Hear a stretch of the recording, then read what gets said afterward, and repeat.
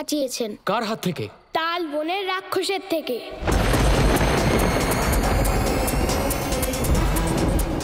রাক্ষস? হ্যাঁ, গাধা রাক্ষস, অর্থাৎ অসুর গাধা।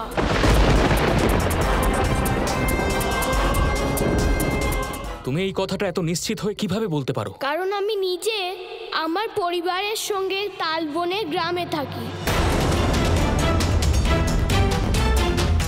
আমি ওদের খুব ভালোভাবেই চিনি, আর এইটাও জানি যে কিভাবে আপনাদের ওর থেকে সুরক্ষিত রাখতে হবে।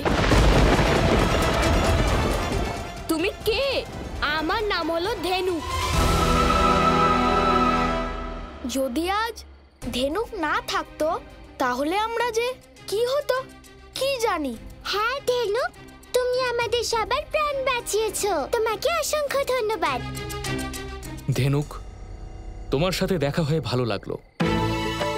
আমি হলাম নন্দ, বৃন্দাবন গ্রামের প্রধান। তুমি সত্যি ভীষণ সাহসী বালক। আমরা সবাই তোমার কাছে কৃতজ্ঞ থাকব। আপনি এরকম ভাবে বলবেন না প্রধান মশাই। এইটা তো আমার কর্তব্য যে তালবনে আসা সব অপরিচিত ব্যক্তিকে এখানে থাকা রাক্ষসের হাত থেকে রক্ষা করা। এ তো ভীষণ ভালো কথা। ধেনুক, তুমি তো দেখছি তালবন সম্পর্কে খুব ভালোভাবেই জানো। তাহলে কি তুমি আমাদের তালবন থেকে ফল সংগ্রহ করতে সহযোগিতা করতে পারবে? আমরা মেলায় তালবনের ফল এবং দুগ্ধজাত সমস্ত সামগ্রীর ব্যবসা করতে চাই। আপনার পরিকল্পনা বেশ ভালো প্রধান মশাই, কিন্তু আমার এটা বলতে খুব খারাপ লাগছে যে আপনার এই পরিকল্পনা সফল হবে না। কারণ এই বনে 100-রও বেশি রাক্ষস আছে যারা এখানকার ফলগুলো নিয়ে খুব সংবেদনশীল। ওরা আপনাদের এখান থেকে ফল নিয়ে যেতে দেবে না।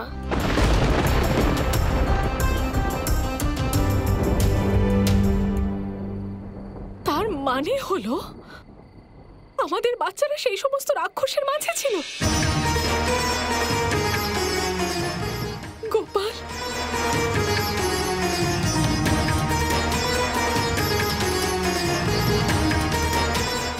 যশোদা, ওই বাচ্চাটা তো... আপনি কিচ্ছু বলবেন না আর্য। এই সব কিছুর জন্য দায়ী আপনি। গ্রামের ব্যবসার জন্য আপনি এই বাচ্চাদের বিপদের মুখে ঠেলে দিলেন। যশোদা, বিষয়টা এরকম নয়। তুমি... তাহলে বিষয়টা কেমন আর্য? এটা জানা সত্ত্বেও যে এই গ্রামে এত বড় বড় সংকট আছে, আপনি এই পরিকল্পনা করলেন কি করে? আর বাচ্চারা তোমরা কি ভেবেছিলে যে আমি বুঝতে পারবো না? বড্ড বেশি বড় হয়ে গেছো না? ভাবছো যে যা খুশি করবে আর তার পরিণামে তোমাদের কোনো ক্ষতি হবে না। না, এই সব কিছু করার আগে একবারও তোমরা নিজেদের মায়ের কথা ভেবেছো? যদি তোমাদের কিছু হয়ে যেত তাহলে কি হতো ওনাদের, আর কি হতো আমার?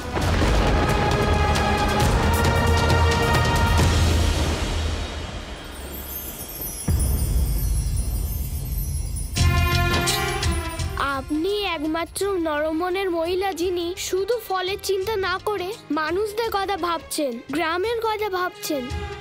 এমন একজন মা যিনি ব্যবসার থেকেও বেশি নিজের বাচ্চাদের নিয়ে চিন্তা করেন। এইটাই হলো এক বাস্তবিক মায়ের রূপ। আপনার সাথে দেখা হয়ে আমি ধন্য হলাম। আমি যখন ছোট ছিলাম তখন আমি মায়ের ভালোবাসা পাইনি। এইটা নিয়ে আমার কোনো কষ্ট নেই, কিন্তু আজ আপনাকে দেখার পর আমার মনে হচ্ছে যে যদি আমার মা থাকতো তাহলে সেও আমাকে নিয়ে এরকম চিন্তা করত, আমায় এরকম ভাবেই বকতো।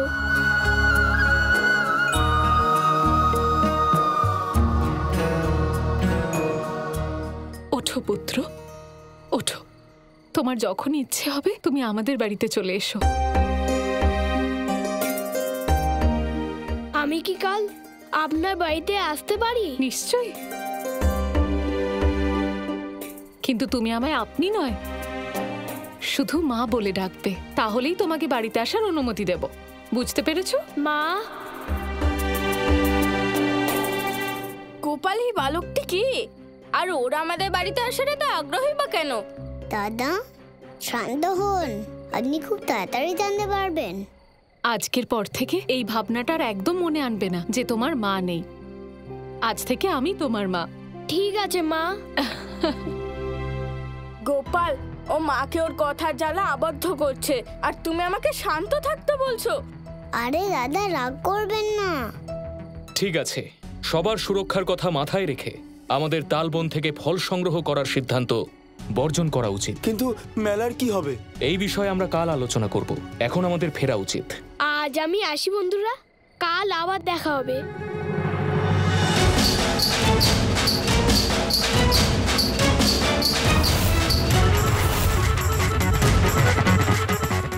গোপাল, আমাদের দল ধেনুককে দেখে এমন ভাবে হাসছে যেন ও ওদের কাছে কোনো এক ভগবানের দূত। দাদা, আমি পোড়া পোড়া গন্ধ পাচ্ছি।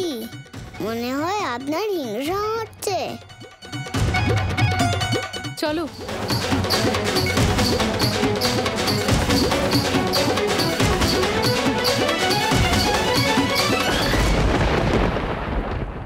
এর অর্থ এটাই মহারাজ যে সবকিছু আপনি করেছেন? এখন মহারাজা তালবন সবার জন্য খুলে দিয়েছেন। যে ওই বালকের সঙ্গে সঙ্গে সম্পূর্ণ বৃন্দাবনবাসীদের নিশ্চিহ্ন হওয়া নিশ্চিত। এসে গেছে। তালবনের অসুরের হাত থেকে আমাদের ধেনুক বাঁচিয়েছে। হ্যাঁ অক্রুর, নিঃসন্দেহে এটা আমারই পরিকল্পনা। এবার দেখো কিভাবে আমি ওই মায়াবী বালককে ওই বৃন্দাবনবাসীদের কাঠের পুতুলের মতো নাচ করাবো।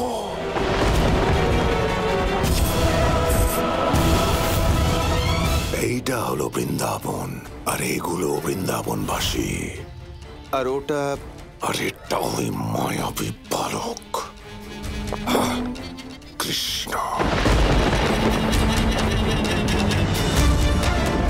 আর এইটা আমাদের আসরিক শক্তি সমৃদ্ধ তালবন।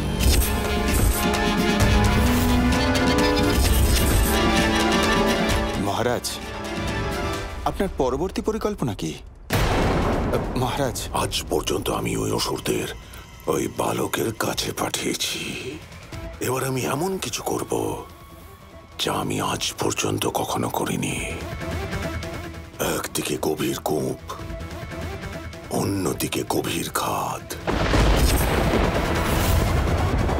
এবার যেতে চাইলেও কোথায় যাবে? মায়াবী কৃষ্ণ।